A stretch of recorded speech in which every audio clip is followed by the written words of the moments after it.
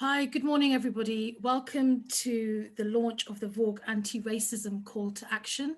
As we all know, today is Human Rights Day. Today is also the final day of the UN's 16 Days of Action. So we wanted to bring these threads together in a very difficult and challenging year for all of us, and also in a year where we have seen the global invigoration of the Black Lives Matter movement. So we are here this morning to focus on the issue of anti-racism in the VAWG sector. And I'm just going to read out a few basic housekeeping rules before I hand over to my colleagues here. So this morning is all about creating a safe space. This is a safe space.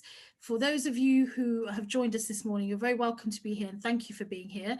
We encourage you to listen actively to what is being said, to engage with what is being said, and to also join this movement, because there is no movement without you. This is an anti-racist space. We state this very clearly and explicitly. This is also a space which is open to all women, and that includes obviously our trans sisters. So we want to be categorically clear about that. The other thing I want to state very clearly is that we have a website, which I'm going to read out the link for you. My colleagues will post the link for the website in the chat space as well. But the website is www.endracisminvawg.org.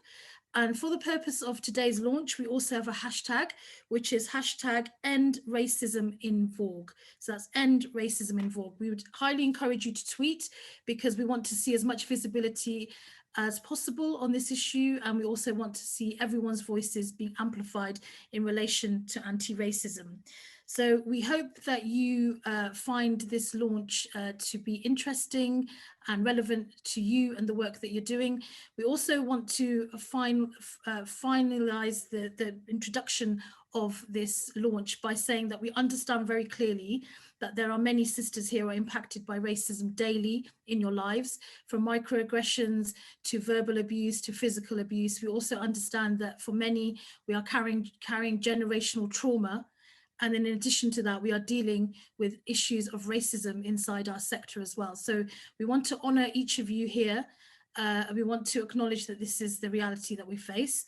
And we want to welcome you again to be here, and to also encourage you to join this movement, because this movement belongs to each of us.